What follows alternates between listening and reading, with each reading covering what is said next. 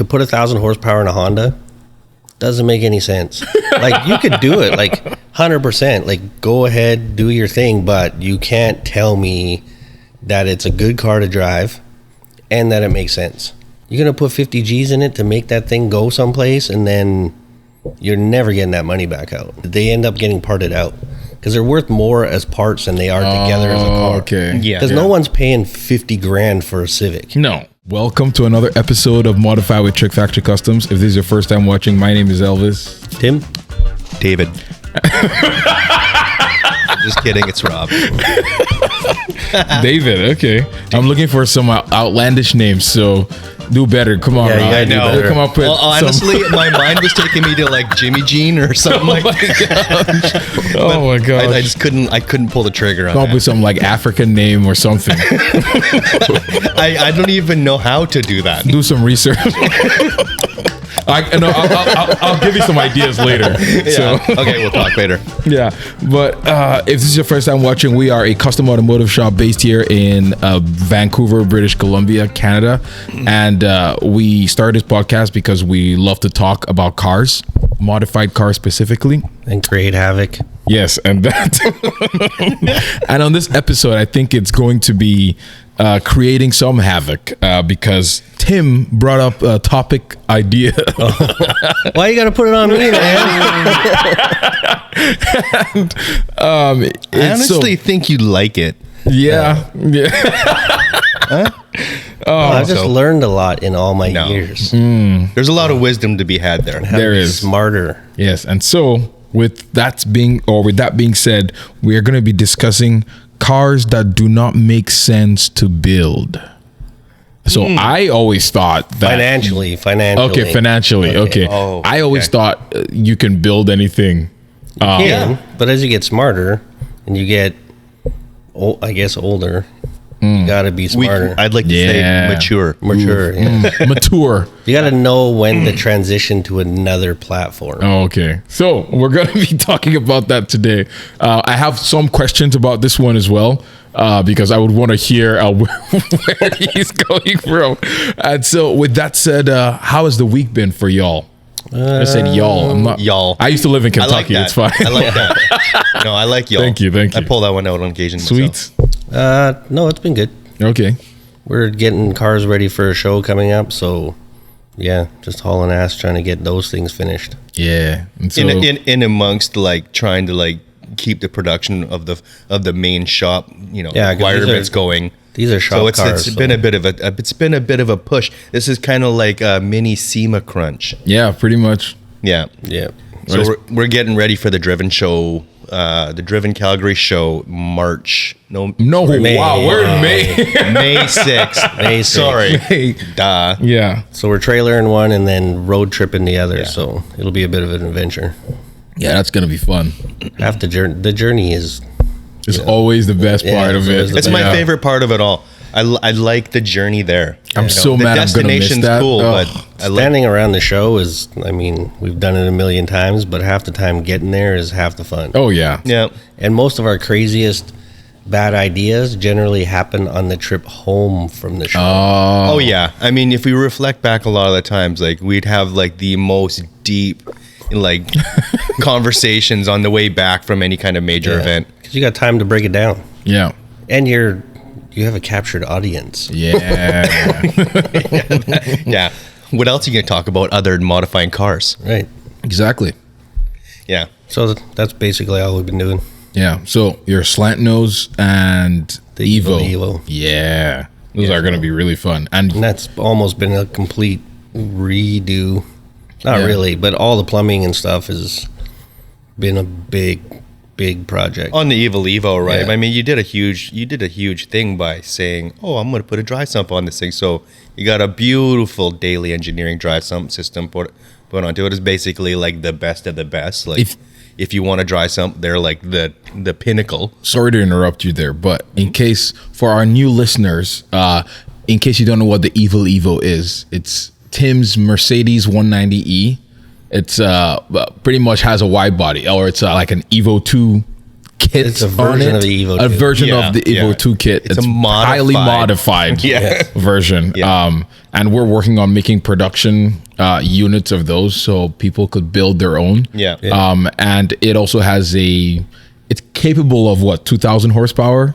No, But well, the it's bottom built to end. sustain. Yeah, it's built to it won't- sustain. based on my fuel system and my setup, we could do 15. Yeah. So, I mean, that's the number that gets thrown around. But realistically, it'll probably be between 900 and 1,000. Yeah. Yeah. So, So, Yeah, you break down the spec sheet on it. Those turbos are good for like, 850 each. That's kind of what their top end would be. Your Yeah. fuel system's capable. The engine is fully built Texas speed, like you said, oil, we just put a dry sump. by some. try some so that, So- in theory, well, not in theory, it'll give it even more horsepower than it had before. Yeah, it frees up a lot of that. So it's cool. Mm-hmm. I mean, It'll rev faster, produce more power, all these things. Nice. But it's been, I wouldn't say, the plumbing side of it is, man, it's it's expensive. major.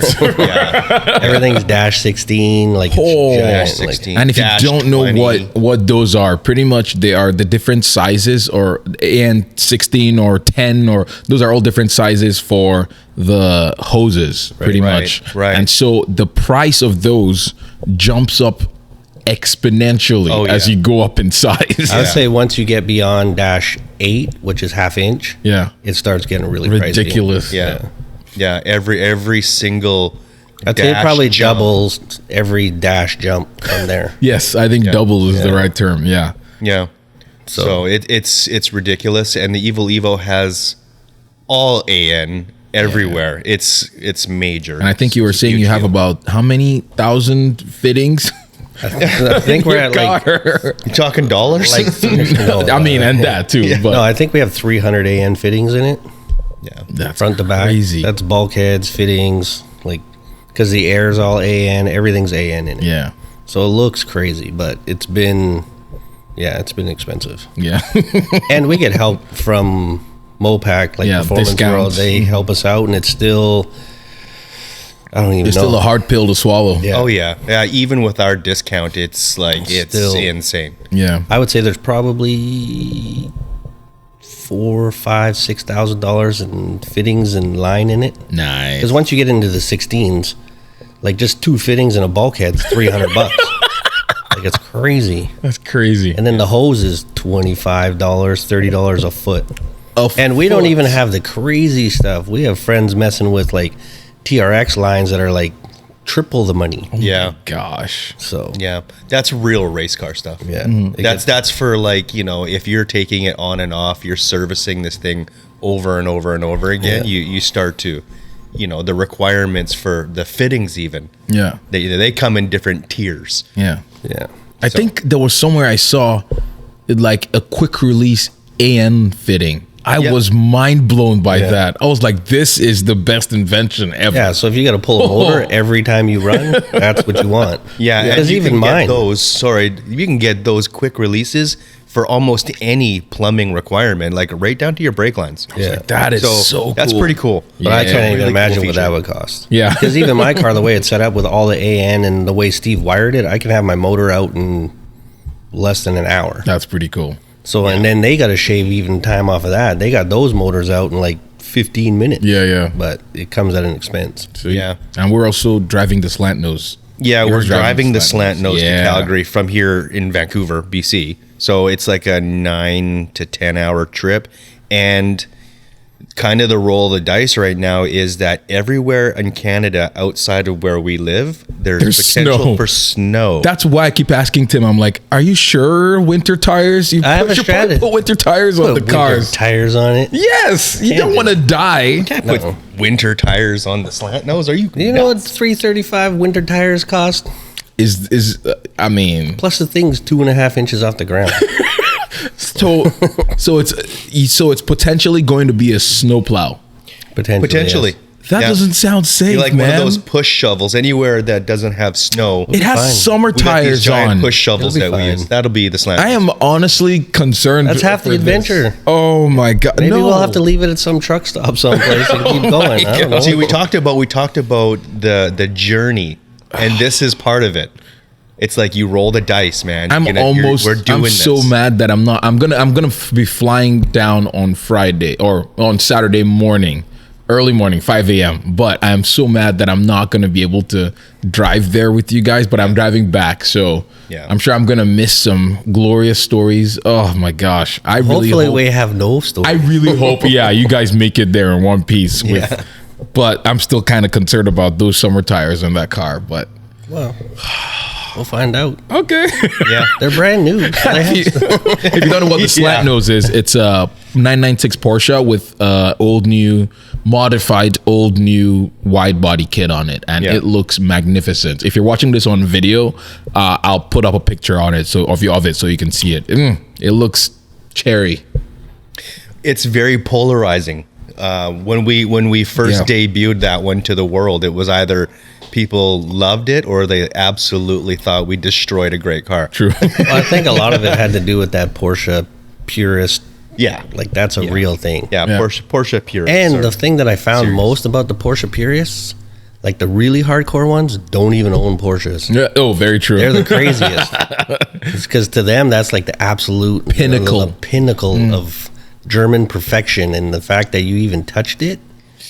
But 996 was always not very, I mean, it's always been the black sheep of the Porsche family. It has been. For a while, but I think it's coming back up to appreciation status now. Yeah, I think a lot of people are just realizing that it is a really great platform, regardless of whether or not. I mean, I think most people only really hated on it because it was so fried egg different. headlights. Yeah. It was so much of a departure from every other iteration before that. That was the first generation water-cooled. Body styling was absolutely completely different, and most people hated it. Yeah. And I've come to love it now. It's gotten a lot more popular. Yeah. And it dipped to a point where normal people could get one. Yeah. That's why I got one, and I love it. Yeah. So it's coming on. Awesome. So with that said, let us get started. Cars that do not make sense to build. Okay, first So we got what made you think about this topic, first of all? Probably our previous post about it seems like a lot of people dipped in about making 1,000 horsepower. Blah, blah, blah, blah. It seems like everybody has 1,000 horsepower. And then the cars that they're doing it to, it doesn't make sense. Yeah. It's a complete, in my eyes, a waste of money. Okay. So we can call those guys out. Like, to put 1,000 horsepower in a Honda doesn't make any sense. Like, you could do it, like, 100%. Like, go ahead, do your thing, but you can't tell me that it's a good car to drive and that it makes sense. Because without that, that car's like, it's going to be worth like $4,000. You're going to put 50 G's in it to make that thing go someplace, and then you're never getting that money back out. I see where you're coming from. But isn't that most project cars that you never put in the money that you in someday potentially will get I'd out say of? probably almost 90% of cars Yeah. aren't Yeah, if worth you're doing. talking financially as an investment, Yeah. right? Yeah. Then So- it's probably never worth it. Yeah, I would say if anything, being smarter, because I did all the dumb shit, like 100%. I started with a Civic, spent too much money on it. Went to the next platform, spent too much money on it. And then had to work my way up to where I'm now. Whereas that kind of stuff, you should only take it so far before you should move on to another platform. Like, you need to be realistic in your expectations of a given platform. Yeah, and I really honestly, I mean, this whole subject matter of like worth it or not always comes down to like what's the intended purpose. For me, that's exactly what it is. If you're building a drag car, okay, do it. You know, I guess. My problem with these guys is like they're building drag cars and pretending that they're still street cars because they have driven it from point A to point B at one time. This is not something, because there's so much of this stuff that's left out that makes it not a street car. Yeah. Like, to produce 1,000 horsepower, you're producing a tremendous amount of heat and you're using a lot of fuel. You're not driving that. And if you've spent the money to actually build a legitimate 1,000 horsepower, especially in a small displacement platform, you're not just going to be running it for no reason. No. Because you're on borrowed time. Yeah. So like, You're on borrowed time. like 100%. So there's just the reality of it, and these guys all going crazy, and we see it. It's not a reliable thing to do. But some people get tied up in like this weird mindset, and we've had a bunch of friends in the past that they want to take slow things and make them fast, or they want to take bad cars and make them cool. But it doesn't make sense.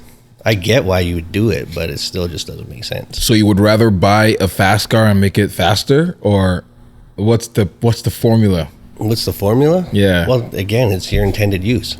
So if you want a track car, you're going to go, if you just don't want to spend a lot of money, of course you're going to do a Miata or a Civic.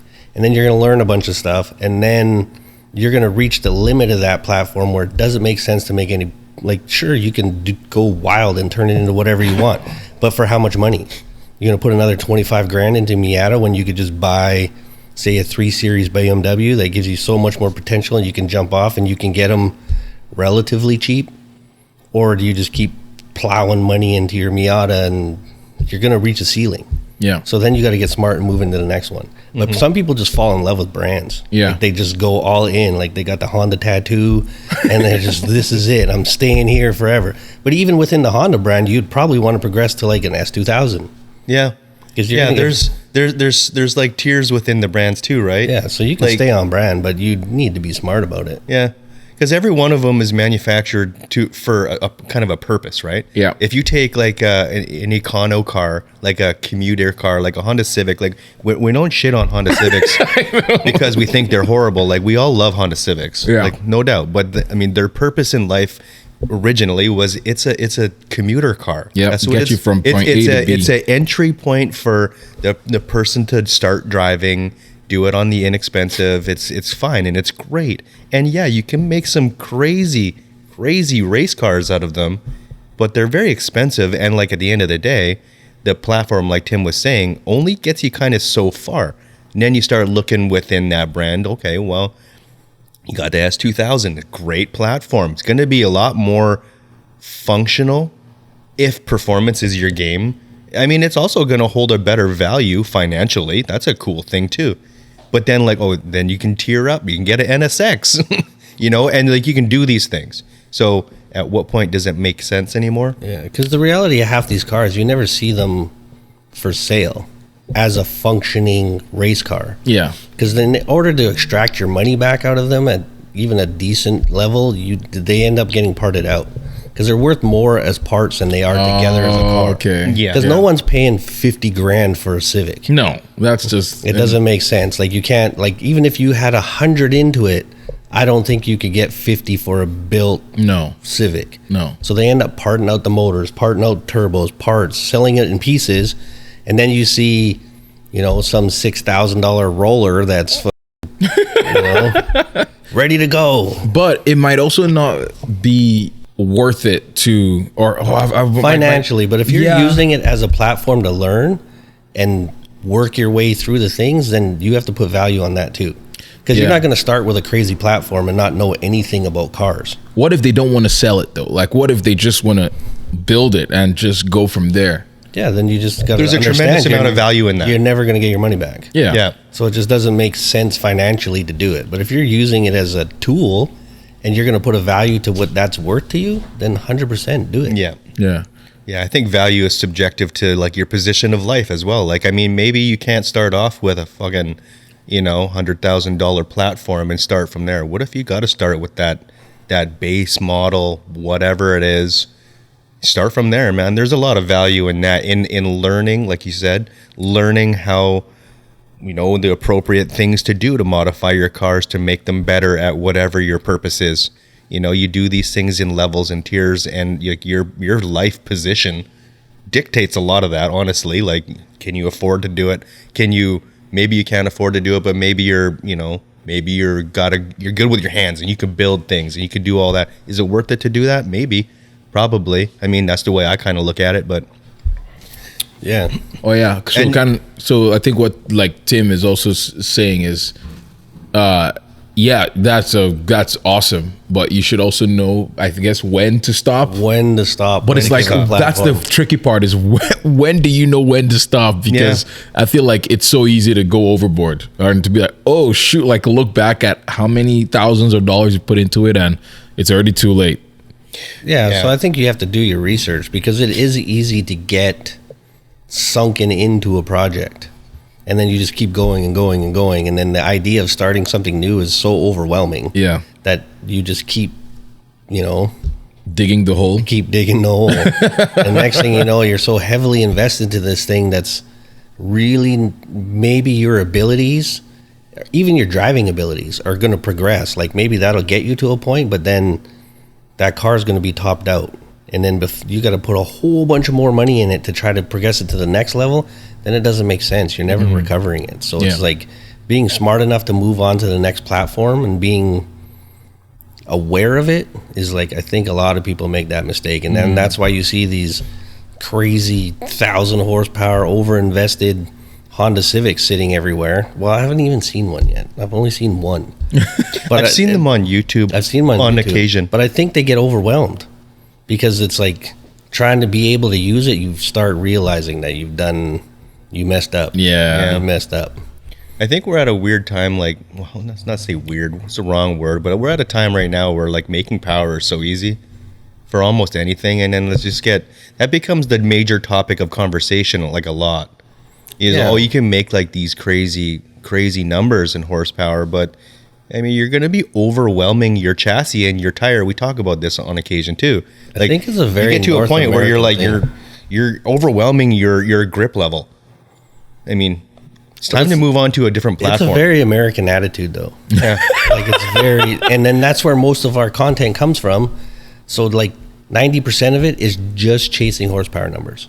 Whereas you go like European, they're all about going fast. Yeah. So it's like they make the whole car fast. They're tuning suspension, they're stiffening the chassis, they're doing all these kind of things before they even start making horsepower.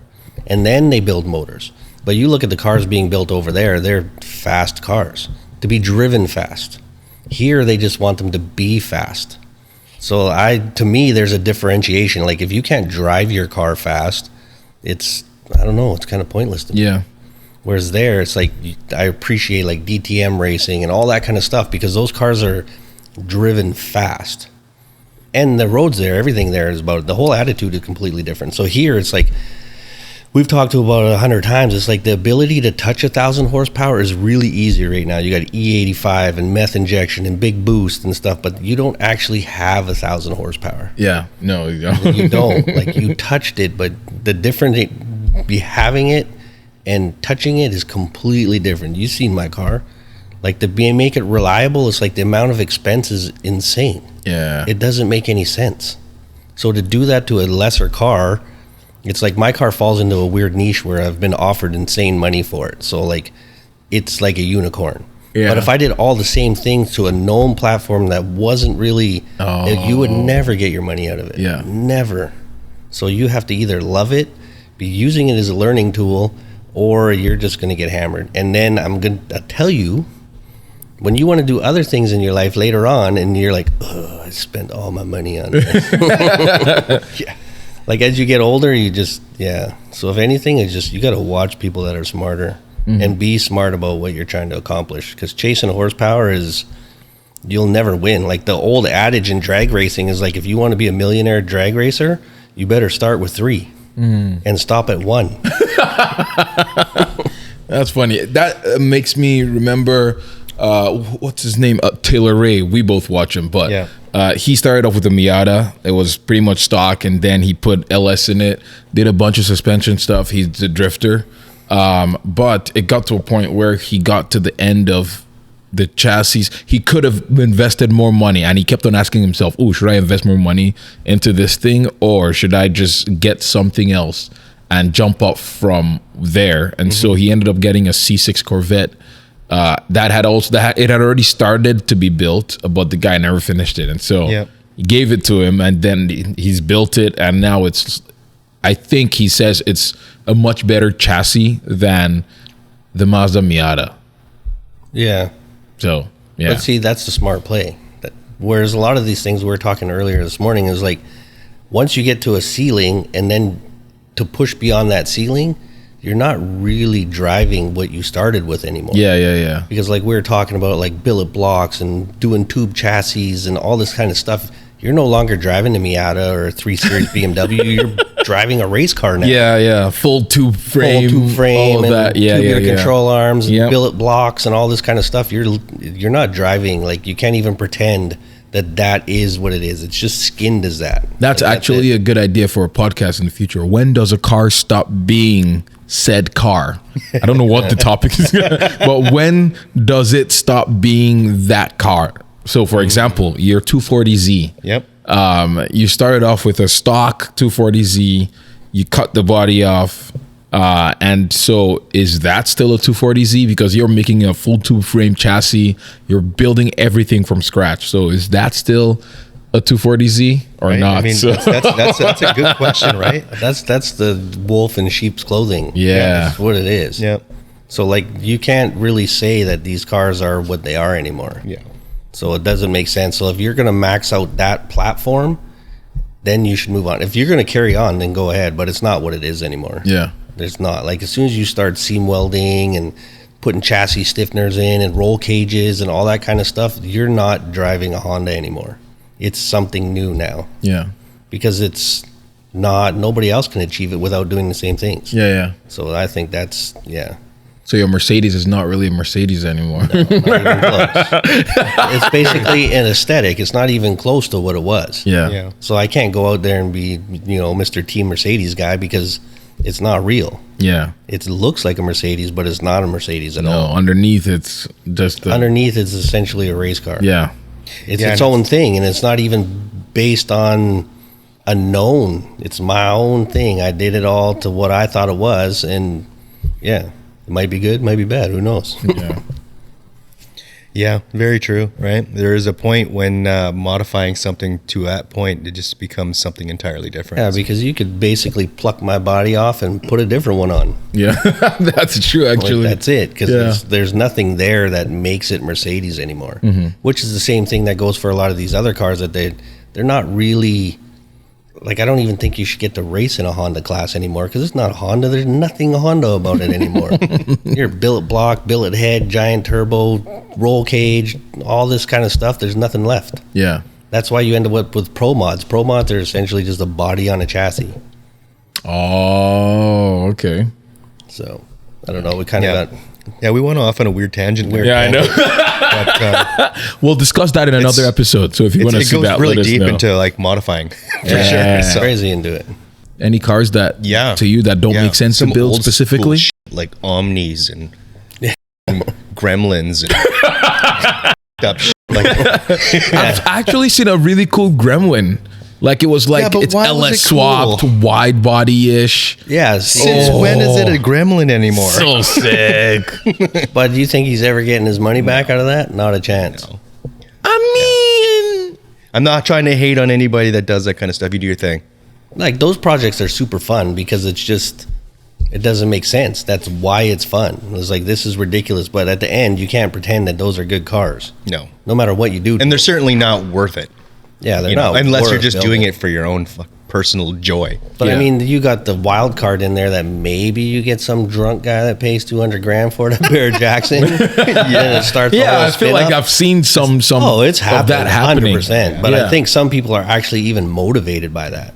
But that's not reality. Like, it happens now and again. But how many people have started something crazy, got so overwhelmed and so deep into it, and then they die? I bet you there's 1,000 cars that died from potential than there is for one that gets sold. Oh, I see what But you there mean. is a formula for cars out there that do pull money. Basically, any Porsche that you can build on your own, you will probably at least extract the expense of your parts out of it by the time you're done and you sell it. Yeah. Maybe not your labor if you're having a shop built it.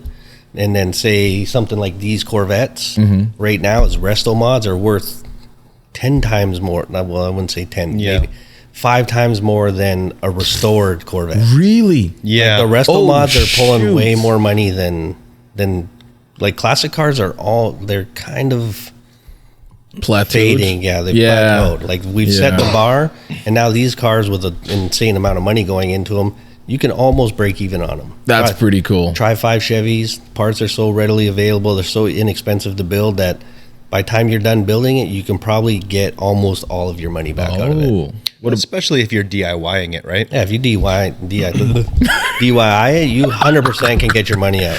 'Cause those cars consistently sell for like 75 grand. Ooh. And you can almost buy that entire car in a box. Wow, that's pretty cool. Like you can order every part, piece, screw, you name it. Like what about like a classic Mustang? I don't know if Mustangs are quite there yet. Really? Yeah, the production numbers are so high on those things. Whereas like a lot of these Corvettes, they're pulling money. C10 pickups, you can build relatively cheap and get good money for them. Yeah. What else is there? Yeah, Porsches we've seen over the last 10 years is like you can for sure get your money back out of them. Yeah, I think the Porsche market is really strong, and I feel like it's only going to go up from here. Because even back in the 90s and 80s when I was not around, I've heard that some of those earlier 911s, you could get them for almost nothing. Yeah, they were sitting in carports everywhere. But everybody was, going to fix it one day and never did. Now they're crazy. Insane. And then even a lot of this JDM stuff is like the modified versions of it are not worth money. Now trying to find a clean stock unmolested version, they're insane money. Yeah, like a clean stock Supra Mark IV. Skylines, look what they cost. And they buy them, first thing they do is they try to get them back to stock. Yep. So those cars are right now are kind of like the classic cars of 15 years ago. Yeah. So the whole sort of timeline is shifted one, and those are the cars that everybody wants unmolested. It's so interesting because you would think that's not happening, but I listened to a podcast. I forgot which one it was. It might have been Smoking Tire that had someone from Bring a Trailer on. And they also said, they were like, oh, guess what is the most popular generation for car sales on Bring a Trailer? And they were like, oh, 70s, maybe 80s. We're like, no, like 90s. I would say it's the 90s stuff, like early 90s. And I'm like, oh, wow, that's pretty interesting. Well, I think all the previous platforms have been around long enough that people have had enough time to admit that they're not great. Mm-hmm. So you got your stock $100,000 fully restored Chevelle, and then you drive it for a couple of years, and you're like, man, this thing is just not good. Yeah. And then that's the transition into resto mods, and then now all of us 90s kids are wanting to buy those things that we remember were the hot cars at that time, and then we buy those and you're like, oh, this is shit. But you got to start there. So I think those cars are probably going to end up the same as like Chevelles, Camaros, Corvettes, where they're basically all resto modded, because you want to be able to drive them and drive them well, but they're not good. They're terrible cars. They're just horrible. You got a bench seat and a giant motor and no suspension, skinny tires. They're not fun to drive. And we've driven a bunch of them, but now you can make them into good cars. Mm-hmm. So I think that transition is like those 90s cars are probably a bit better to drive, but they got bad electronics, weak ass motors. So you're going to plastic. I think you're going to start seeing a lot of resto modded 90s cars. I think so. Because for me, my dream car when I was a kid was a 300ZX. But it's a terrible car. It's a brick. But I would love to take one day and make it good. Yeah. I literally just watched a video of it was a Z31. So was that the 300ZX or? Yeah, I believe it was. Yeah. But it was like the earlier one before the. Oh, the one right before the. Yeah, the one still with kind of pop-ups. Yeah. And so that one, the guy, that dude in blue, he drove the car, and it was LS swapped, and it had 500 horsepower, naturally aspirated. It was, and he said it was the best swap that he had driven. It was pretty much fully restored. But it wasn't perfect. There were some things that I saw on the body panels and all of that, but for the most part, it looked really nice and well done. And he said it was the best chassis that he had seen an LS swap work with, which was really cool. I'm like, ooh, I want a 300ZX now. Oh yeah. Put that on the list of I must have this at least once in my life. Yeah, those would be fun ones. Yeah, awesome. Any other cars that you guys are thinking would be a good what was I always forget this thing. It'll be any other cars you guys are thinking that'll be good for making sense to build and probably sell maybe down the future, and they can make money from it?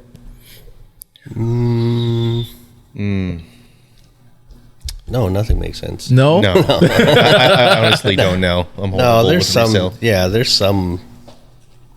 Yeah, I don't know. I'd say there's probably, I think C4 Corvettes are probably going to be good because if you could put an LS in them, you're staying on brand, and it's a kind of a cool car. I know like E30 stuff, like Spencer's E30 probably would go for a lot more than a stock E30 because he put an M52 motor in it. Is that what that is? It's I the think so. the 2.8. Yeah. So I think those go for more. I think the E30 market in general is pretty hot for like the ones that are engine swapped for the most part, or like Yeah. E30 Yeah. M3s and all of that. But like, yeah, I think that is probably a good one. Yeah, probably BMWs just because it is easy to swap them Yeah. and to a better motor. So don't kill me again. But yeah, those ones make sense if you do them right. And if you do them like we talked about in the previous podcast, if you do them with all stock BMW parts, they look perfect. It looks Yeah, like it looks should be in there. OEM. It's Yeah. really Yeah. cool. So if you do it in that respect, then those cars do pull money, but you got to do them really clean. Yeah. Yeah. So you can't. Those guys are not looking for hot rod style swaps. No. Like, they want it to be all on brand, Yep. all Yeah. the proper parts and pieces, and then they do good. Yeah. But I'd say BMW is probably unique in that platform. You can do that. Yeah. Like you get into like Mercedes, it's not an easy swap. Like it's not a bolt-in thing. Like every platform is almost just paired to that motor sort of family. Like you don't see easy swaps happening in all those Benzes. But a BMW, like the range is huge. Yeah. Like you got like a 20-year window to choose from that'll fit. Pretty cool. Yeah, BMW kind of did it right on that level, didn't they? Yeah, they didn't over-engineer stuff. Whereas like we're putting that M113 in the 190 and it's not even close. We got to do everything, Modify everything. everything. Yeah, yeah, it's So- true. It's like it's almost there, but it's not. So you got to like touch everything. Yeah, that's why I say the But it's C4, cool. C5s, those ones are be cool ones because Yeah. they'll bolt right in. Yeah. And you could make it look like it belonged in there. Yeah. Yeah. And then it's a good car, but if you like the styling, but I mean, Yeah, those I are- think if you're a German car enthusiast, like I think classic Benzos, like Mercedes, BMWs, I think they all kind of make sense in a way. Kind of depends on your level of ability and financial position, but I think they're always going to be like something that is desirable for a lot yeah, of people. the styling of them are so nice. Yeah. Yeah, I I mean, so and, good. and honestly, the chassis itself from the factory, the German engineers, man, they had it on point. They did a really good job. They make good driving cars. Now, sadly, most of the electronics, like Tim was touching on a little bit, like it kind of sucked. Yeah. it was a bad time. Yeah, it was and a like bad you era. kind of almost have to commit to just redoing it all, Excuse me. and that kind of sucks. But Because their motor platforms worth are it. great, but like the fuel injection systems and the electronics are horrible. So if Yeah. you can bring them up to modern specs, then they're tremendous. And Because it's not they're not weak cars. Like they were not underpowered. They just were lacking a little bit. yeah, and I think that was kind of like how cars just were all across the board, every manufacturer of that time. This kind of was a weak time. Everything was like so fresh. Technology was like just coming on, and like everybody was trying to do great things. And like especially like the luxury car market that we all kind of desire, like they were trying to do all these wild things that just sadly It didn't hold up. they don't hold up right now. properly, Like no. and that's, you can find these cars for cheap. Yeah, good prices, You know? but it also comes with a bunch of headaches a lot of time. Right. So A lot of the stuff going is- into it, if you know that, Yeah. then you're like, okay, I'm willing to invest. Yeah, we were talking In about this. the Ferrari, like the Testarossa, Yeah, and yeah. right away. You know, it's hilarious. He actually called me yesterday. No way. I'm not even joking. So random. That's so funny. So yeah, like those things, like the single best thing you can do to it is put electronic fuel injection in it, and it literally completely transformed the car. Wow. But they're stuck in that weird collector car That one that Yeah. I Ferrari drove, purist thing. that Ferrari that I drove, did it have No, fuel it had the K-tronic, like mechanical style. Oh, it was still yeah. mechanical. Oh, Yeah. it still felt great Because though. you drove what the Testarossa, early iteration the of early the one. Testarossa. Yeah. Testarossa? 87 or 88. Yeah. Yeah, but to get that fuel injection system rebuilt to the point where it works now, the way you experienced it, is like $8,000 to $10,000. Yeah, But- huge investment. Yeah, But I think you're gonna get your money worth of it, like worth, right, when you're selling it. Yeah. Yeah, Like because from once you the include collector that- cars. So those Yeah. ones are still sort of in between the two different markets. Mm-hmm. But then you got people now that have an insane amount of money and they're not looking at it as an investment. They're looking at it as like, I want to drive this. Yeah. thing. So then you got to make the transition to like electronic fuel injection and a few other things. And then the car is reliable and it's great. It's like- Yeah. And you get immediately more horsepower. Yeah. Like I think the increase by doing just the electronic fuel injection is like 50 horsepower. Yeah, it's my it's crazy numbers. I've looked isn't into it? Like it a we couple talked about it a little times. bit before. It's pretty wild, and like, who doesn't want to do that? Like, Yeah. man, Then give me a Testarossa with modern fuel injection. Crazy. Yes, Then it's Yeah. basically a daily driver at that That's point. so cool. sounds awesome. Yeah, I love those cars. And it'll probably cost you less than rebuilding the old one that's problematic. Yeah, that's true. Yeah, but the problem at that point is like you need to be at that place in life where like you're not worried about like that financial Resale. investment. You're Yeah. like, I want this just so I can drive it, and like kind of comes back to the whole topic of today is like what makes sense to you in the moment. So Yeah, I think that's you know? the 3 stages of car ownership. What is it? It's I don't give a shit what it costs. Like I just want to do it. And then you have that transition period where it's like, oh man, I wasted a lot of money on this stuff. Yeah. So then your next version of it is I don't want to do some of these things because I don't want to devalue my investment. Yeah. And then if you can get to the point where it's like, I don't really care who owns this car after me. I'm You just keeping wanna it till enjoy I'm it. dead. Exactly. I just want to enjoy it. So okay, Spend now, as much money as now you we can want. put some money into Yeah. it and make it drivable and reliable because when I'm gone, I don't really care. Yeah. So it's like those are the 3 stages that That's like good. and we're kind of in the middle stage, but we're not that smart. So we still do a lot of But dumb we're working on it. Yeah. We're trying to get smarter at it, but Yeah. we still see the value in just Yeah. doing wild shit that doesn't make sense. Yeah. Yeah. So Awesome. but we're trying to get better, but we're not good at it. Yeah. Yeah. One day. Maybe. But we put a lot of value just in fucking shit up, just because it's fun. It is fun. So yeah, if you're doing it just for fun, get wild. Yeah. Do whatever you want. Awesome. With that said, anything else?